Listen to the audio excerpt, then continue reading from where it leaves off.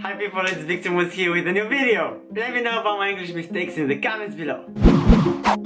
If you are new here, hi and thanks for stopping by. Last time we spoke about identity, about who we've been created to be, about how we were created, and about who correctly defines our identity. If you haven't seen the video yet, you have a linked card here above. Our topic for today is fear. It's that thing I've been struggling with my whole life since my early childhood. There's so much to tell about it, but I'll only mention one thing. It consumed me a lot. It was everywhere with me, every time, and at a certain point it started to control my life. My actions were determined by fear, my plans, my future goals, my wishes, my desires, everything was dictated by fear. I used to be so scared of being the real me, because people always judge and sometimes it feels like they only wait for a moment for you to fail. Then pressure appears, then fear of being embarrassed, then fear of being disappointed or of disappointing, then fear of being who you really are. Maybe I'll make one more video just to tell you my personal journey on how I overcame fear. But until that, do you know what's the worst thing? It's when you are so used to live fearful and scared that you start to feel like it's normal,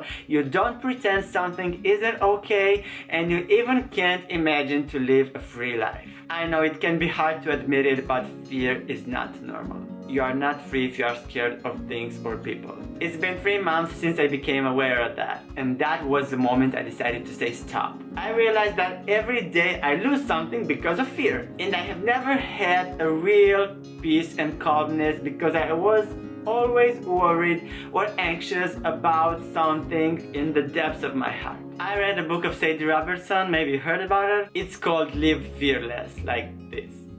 And that book helped me a lot. You know, in general, becoming aware of a problem you struggle with is like half of the way to its solving. Because for me, in my case, because I was so used to live fearful and scared, I lived years and years pretending everything is normal and there's no need for help. So that fear was just setting its throne more comfortable in my heart and my mind. But when I stopped and said, God, my life is full of fear. I'm scared of that and that and that. And trust me, it went a very long list. And I said, I'm not able to fight with this by myself.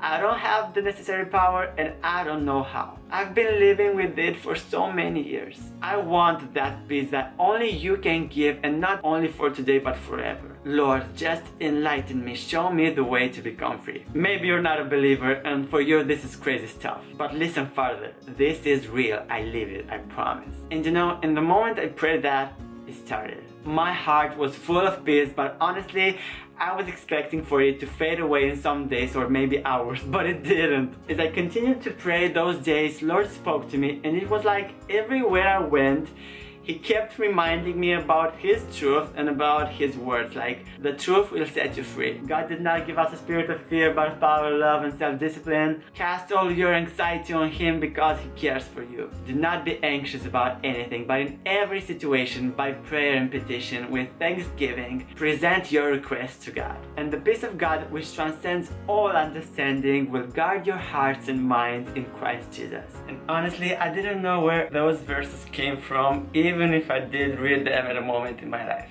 But they were like constantly blinking in my mind, like especially when a scary thought was trying to attack me. But let's take a deeper analysis of fear. Fear starts within mind. It starts with a scary thought or idea that may happen or may not happen. Then it's you who steps in. You decide rather to let that scary thought or idea to evolve or not. You can let it flow and get stronger and stronger until it overwhelms you, until you get to act how it dictates you to, because you're afraid of it. Or you can choose to believe that God is much stronger than any scary thought, than any negative what if, and to direct your eyes off of your fear and to set them on the cross, on that empty cross. I know it can be crazy for you, especially if you have never done or even heard about such things. But just try it. It doesn't cost you anything but a chance. As I said in the beginning, maybe I'll make one more video to tell you exactly how was my personal journey of overcoming fear. And hope this video will help somebody. And if you have somebody, maybe a friend who struggles with fear, you can show this to him. If you like this video, you can press that like button, you can subscribe if you are new, and you can turn on the notifications by pressing that bell. Also, don't forget that you can find me on Instagram for much more. See you next week, bye!